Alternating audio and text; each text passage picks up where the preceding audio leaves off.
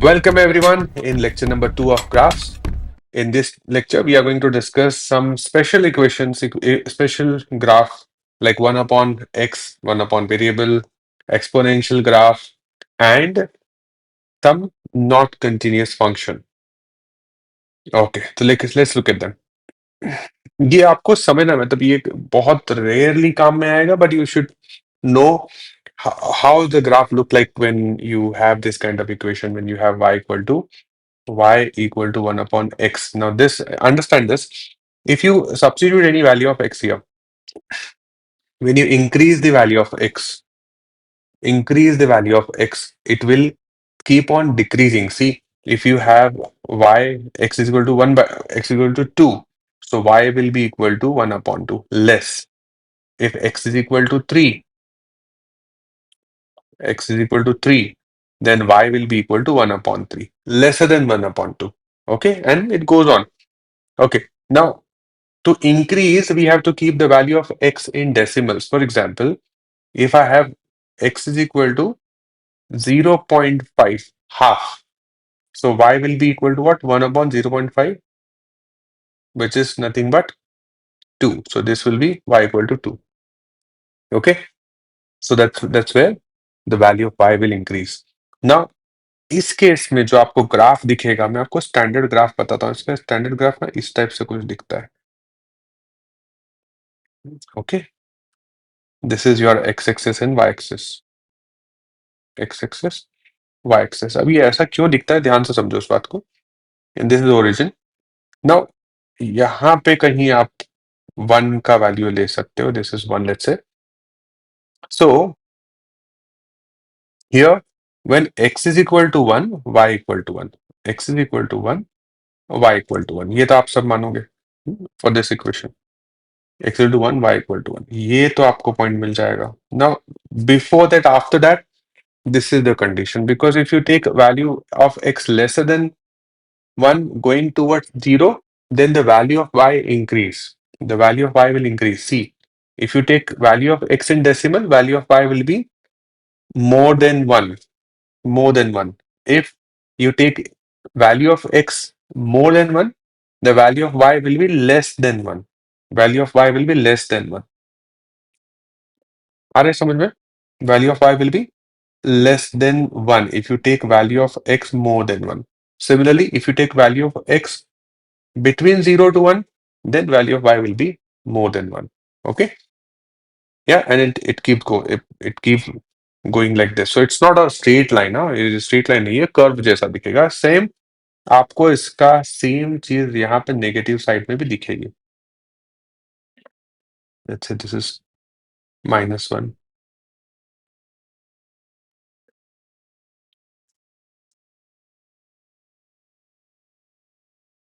ऐसा कुछ आपको दिखेगा. It will not touch the axis ever. Let me try again. Something like this. Okay, it will not touch axis ever, because you cannot have x if you substitute x equal to 0, y will be equal to infinite, not defined. It will not be on the number line. Yeah. So on the first quadrant and the third quadrant, this is how the graph will look like. Okay. ठीक है, तो ये special case है. एक और special graph है हमारे पास, exponential का.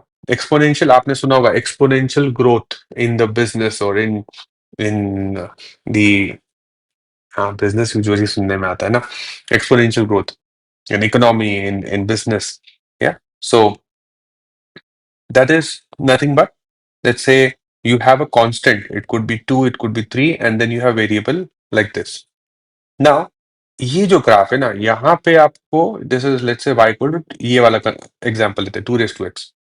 सो if you substitute x is equal to 0, special graph से, तो स्पेशल वैल्यूज ले रहा हूं मैं, ध्यान से समझना. आप इसके कंक्लूजन को ध्यान रखना, इसके कंक्लूजन को ध्यान रखना, y equal to 1 upon x, then you will get this kind of graph. If you have exponential like constant raised to variable, then if you substitute y x equal to 0, so y आपका आ जाएगा equal to 1, right? X is equal to 1 पे y equal to 2. X is equal to 2 पे y equal to 4, and it will keep on increasing like exponential y equal to 8 and it goes on. Yeah. अच्छा, y negative हो पाएगा क्या कभी भी? Never. Because whatever value of x you will substitute, it will remain positive because x is power. That means if I substitute y equal to, let's say, minus 2, sorry, x equal to minus 2, then this will be, if you know, if you know this, y equal to 2 raised to minus 2, if you know this, if power is negative, then the value become invert, the base get invert. Okay, so you here you will get 1 upon 2 raised to 2. Okay okay, चलो confusion हो रहा है, इसमें 3 ले लेते हैं तो clearly नजर आएगा हमें, ये ऐसा हो जाएगा. Okay, this is 1/8. ये क्या हो जाएगा? y equal to 1/8, which is closer to, it's going closer to 0. So what does it mean? x is equal to 0 तक ठीक है, 0 पे y इक्वल टू कितना हो जाएगा? 1 हो जाएगा. सो x इज इक्वल टू 0 पे y इक्वल टू 1 होगा, से 1 होगा. और ये हमेशा आपको इस तरह से दिखेगा,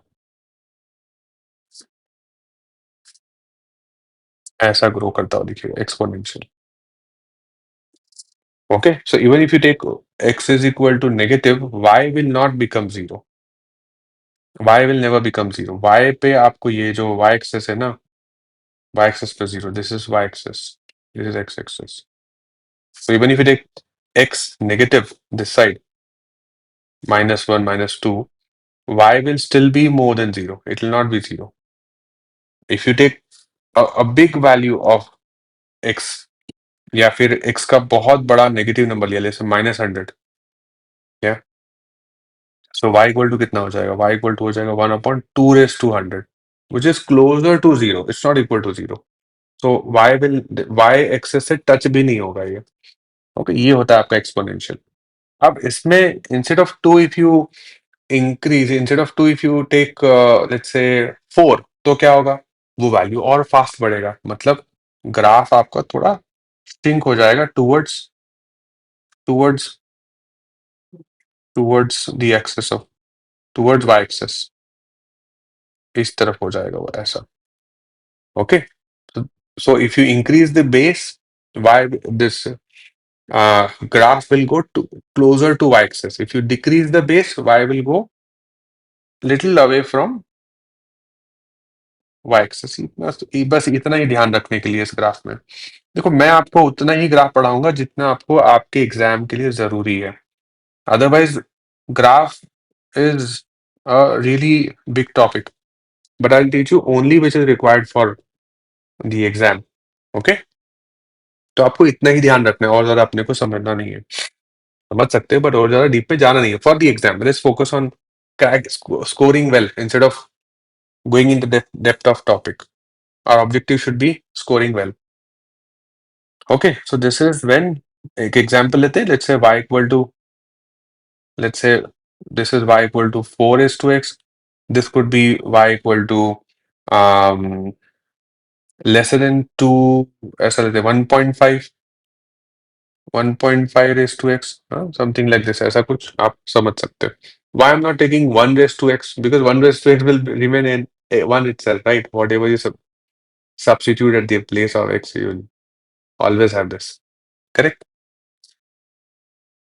Yeah. So 1 raised to x will not work. तो इसलिए अपन ने 1.5 लिया है, ऐसा कुछ. पॉइंट समझने वाली बात ये है, समझने वाली बात ये है, if you increase the base, value will increase faster, so it will be closer to y-axis, and if the base is less, it will go a little slower, so it will be little far from the y-axis. ये ऐसा होगा. ठीक है, यही अपने को याद रखना है.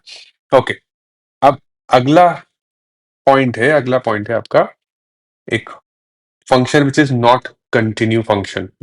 कंटिन्यू फंक्शन क्या होता है? Suppose if you take y equal to x plus 3, continue एक जैसा बढ़ता रहेगा. ये नॉट कंटिन्यूइंग फंक्शन है. ओके, सो ये कैसा दिखता है? इसको पढ़ते कैसे? देखो, f of x is nothing but y. ना, एफ ऑफ एक्स को इससे डरने वाली बात नहीं. This is function, but this is dependent variable which is y. Okay, now it will have value x if the x value is less than equal to 3, it will give you value 3 if x is between 3 to 4. It will give you value x minus 1 if x is more than 4. So plot the graph for this. So we are going to plot the graph for this in 3 parts, 3 segment. इसके 3 segment बनेंगे because question में दिया 3 segment बनाओ. For x more than equal to, sorry, x less than equal to 3, you use only f of x. You use only f of x equal to x. So can I take y instead? Can I take y instead? Because यहाँ पे function हमें discontinue function बताना था, इसलिए f of x ले लिया है. Otherwise f of x लो या y लो, बात एक ही है. दोनों इंडिपेंडेंट, सॉरी डिपेंडेंट वेरिएबल है. डिपेंडेंट वेरिएबल है. x इंडिपेंडेंट है और y डिपेंडेंट है, dependent on x. So y equal to x. अच्छा चलो ग्राफ बनाते हैं. अभी यहाँ पे एक्सेस ड्रॉ करते हैं. ध्यान से समझना इसको. Now let's say this is your 0, this is 1, this is 2, this is 3. Condition कहाँ तक है? 4 या 4 से ज्यादा. तो ये 4 और ये 5 ऐसा ले लेते हैं. चलो एक और आप खुश हो, 6 तक चले जाते हैं. चलेगा? बाकी वैल्यू की जरूरत लग नहीं रही है मुझे, because you don't have negatives है. So x less than equal to 3. सो अगर मैंने x इज इक्वल टू 3 लिया तो आपको ये y इक्वल टू x लेना है. अगर x इज इक्वल टू आपने 2 लिया तो भी ये लेना है. x इज इक्वल टू 4 लिया, then the function will change to this equal to 3. बात समझ में आ रही है? Okay. So for any value of x equal to or lesser than 3, the function will be equal to x. Y will be equal to x. यहाँ समझ में आ रहा है? Okay. So y will be equal to x. It will remain equal to x up till x is equal to 3. So ध्यान रखना इसको, समझना इस बात को. कुछ भी कंफ्यूजन है तो you can write in the comment box. I will try resolving your issue as much as possible. चलो यहाँ पे कितना था? 5 and then 6. Okay. So ये x is equal to 1 पे y इक्वल टू 1 रहेगा. x इज इक्वल टू 2 पे y equal to 2 रहेगा. x इज इक्वल टू 3 पे y इक्वल टू 3 रहेगा. ओके. और उससे ज्यादा जाएगा तो फंक्शन चेंज हो जाएगा. This is the question. ये मैं नहीं बोल रहा हूँ, क्वेश्चन बोल रहा है. आपको क्वेश्चन को समझने वाली बात है. y 4 या 4 से 3 या 3 से ग्रेटर होगा तो ये चेंज हो जाएगा. ओके. चलिए चलते हैं आगे.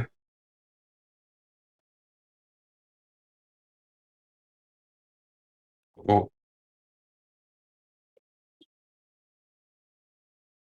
तो पॉइंट्स को मिलाते हुए चलते हैं. चलिए पॉइंट्स को मिलाते हैं. सो less than 3 could be anything, right? So it can go till it can go in negative also. ये ऐसा हो गया. यहां से फंक्शन चेंज हो रहा है. क्या चेंज हो रहा है? x इज इक्वल टू 3 के बाद चेंज हो रहा है. 3 से 4 के बीच में क्या होगा? f of x is becoming equal to 3. Okay. So equal to 3. So y is remaining equal to 3 between 3 to 4.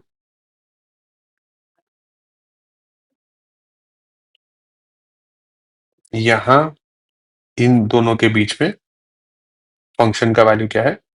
y equal to just 3. I again repeat, when you say f of x, so you say y, it's one of the same thing. So please don't confuse here.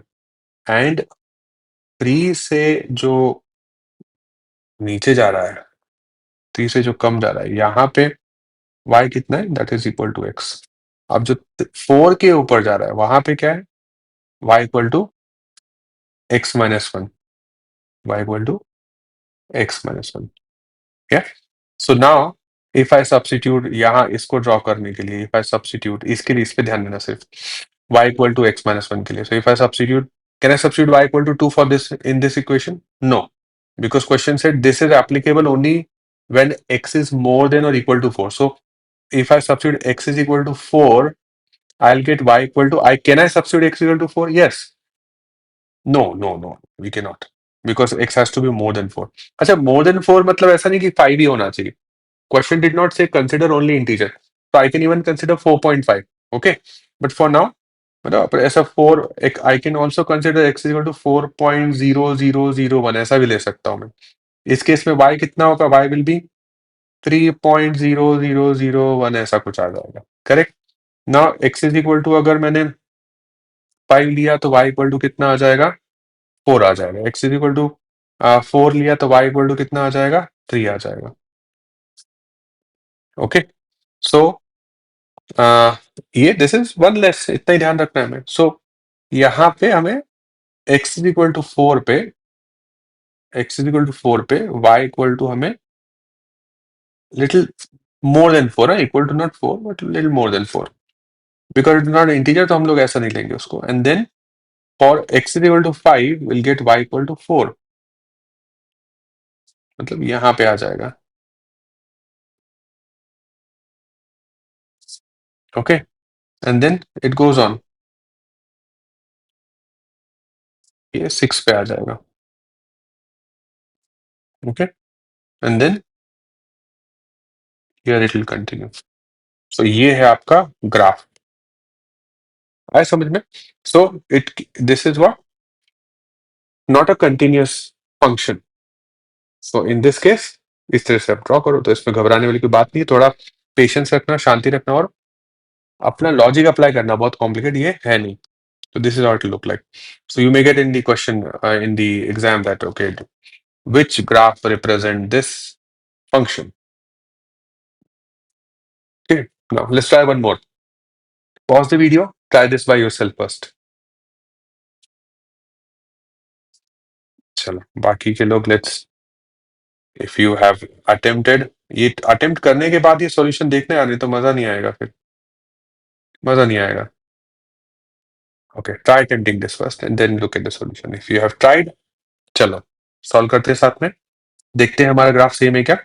So question बोलता है कि 0 से x is equal to 0 से 5 के बीच में this is the function x minus 4, और x is equal to 5 से 10 के बीच में this is the function 3 minus x by 2। It means for x is equal to less than 0 there is no definition of function, there is no definition here. So we are not going to go less than 0, 0 तक अपन जाएंगे, चलो 0 तक चलते हैं। So here we got origin and then this is 1 2 3 4 5 and then it goes on. Now y equal to x minus 4 ऐसा है, ठीक है। अभी let me take the x range between 0 to 5. So for 0, if I substitute x is equal to 0, I'll get y equal to what? Minus 4, right? X is equal to 1, y equal to what? Minus 3, and it goes on like this. Yeah. तब तक when x is equal to not 4 but it could be 4.9, ऐसा 4.99 भी हो सकता है। It's not necessary that you only consider the integer value, ऐसा जरूरी नहीं है। So for 4 point this will be 0.9, ऐसा approximately 1 तक पहुंचेगा वो, ठीक है। So here we need to go for y value also, y value as well। So ये हो गया आपका 1 2 3 4 -1 -2 -3 -4। ओके, ये -1 नहीं, अच्छा अच्छा, जाना नहीं है भाई, 0 से ही है, there is no value less than, there is no value of x we can consider less than 0। Okay, so 0 तक कितना हो जाएगा, y इक्वल टू -4, यहाँ पे आ गया अपना। 1 के लिए कितना हो जाएगा, -3, x इक्वल टू 1 के लिए दिस इज -3। ओके, और कहाँ तक चलेगा ये, x इज इक्वल टू 5 तक ही अपना पहुंच जाएगा, अप्रोक्सीमेटली 1 तक, है ना। मतलब x is equal to, for x is equal to 4 it will be 0, 4 के लिए 0 रहेगा। अभी इसको आप ज्वाइन कर दो इस तरह से, आपको कुछ परेशानी नहीं होनी चाहिए। इसके आगे हम नहीं जाएंगे because after this, after x is equal to 5 the function is changing, तो यहां तक हो गया। अच्छा, क्या चेंज हुआ है उसके बाद अब, now if I substitute x is equal to 5, I am going to take this function. So for x is equal to 5 is going to be 3 minus 5 by 2. 5 by 2 is what? 2.5. So 3 minus 2.5 is what? 0.5. y equal to कितना हो गया 0.5, right. x is equal to 5. This is 5/2 2.5, so 3 minus 2.5 is 0.5. फिर क्या होगा x is equal to, because is straight line ना, तो एक आध दो पॉइंट और ले लेते हैं. लेट्स से x इज इक्वल टू 6 के लिए क्या होगा, दिस विल बी 6 के लिए 6/2 3 और ये कितना हो जाएगा 0. तो y इक्वल टू हो गया 0. अच्छा, x equal to 9 closer to 10, 10 की तरफ चलते हैं, so 9/2 4.5. This is y equal to minus half, minus 1.5. ऐसा कुछ तो आ रहा है. And then for 10 it will be 10/2 and then 10/2, so y will be equal to 3 minus 5 मतलब 2. चलो लिख लेते हैं ऐसा. x cannot be equal to 2 but approximately 10, sorry, x cannot be equal to 10 but approximately 10 लिया तो y का value कितना हो जाएगा 3 minus 5 मतलब -2. ऐसा कुछ तो रहेगा, राइट. ना शुरू कहाँ से हुआ, यहाँ से काम शुरू हो रहा है फॉर द नेक्स्ट फंक्शन. यहाँ से आपका अगला फंक्शन स्टार्ट हो रहा है. क्या आपको एग्जाम में इतना सब करने की जरूरत है, नहीं करने की जरूरत है. Why am I doing this, because I want to explain you the concept. Okay, तो बिल्कुल भी ऐसा मत समझना कि आपको ये सब इतना सब कुछ एग्जाम में करना पड़ेगा. देखो यार, पेशेंस रखना पड़ेगा. पेशेंस अगर नहीं रखोगे तो लाइफ में कुछ होने वाला है नहीं. पेशेंस चाहिए हमें.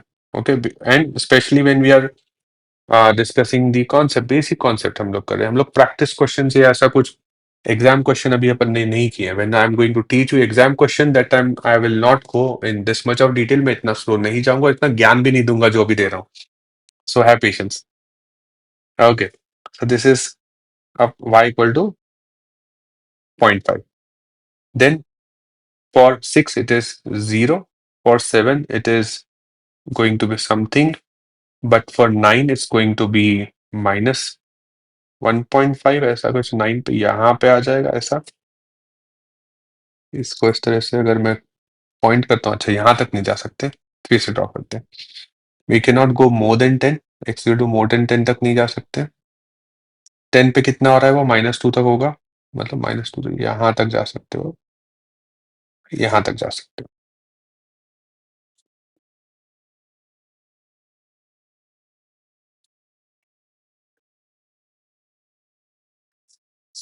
ओके, तो this is how it will B. ये रहा आपका, ये एक ही फंक्शन का ग्राफ है. They are not two graphs. ये पूरे इस फंक्शन का ही ग्राफ है, which is defined in two parts, into segments. Okay, so this is graph for a discontinuous function. It's not a continuous function. Discontinuous function, not a continuous function, where when the value of x changes, then the way a function operates also change. Okay, in this case इस तरह का graph दिखता है, ऐसा भी होता है. Okay, this is in today's lecture. हमने कुछ ज्यादा इसमें बहुत एकदम स्पेशल नहीं सीखा है कि कुछ कॉन्सेप्ट अप्लाई करने ऐसा है. कुछ स्टैटिक चीजें, कुछ एक जो जैसा होता ही है वो सब हमने समझा है. Which is y equal to 1/x का ग्राफ ऐसा होता ही है, एक्सपोनेंशियल ऐसा दिखता ही है. थोड़ा हमने देखा कि अगर बेस में चेंज होगा तो क्या चेंजेस आएंगे ग्राफ में. This is a discontinuous function where we have function changing its um, definition with the change of value of x. तो ये इस तरह से हो गया. ऑलराइट, सो इस लेक्चर में इतना ही. अगले लेक्चर में हम लोग देखने वाले मॉड्यूल्स फंक्शन के बारे में. तो stay tune, do not leave, please watch this entire lecture series of graph. This is in today's lecture. My name is Shamana signing off. I will see you in the next lecture. Till then, stay happy, stay healthy, and keep learning. Bye bye.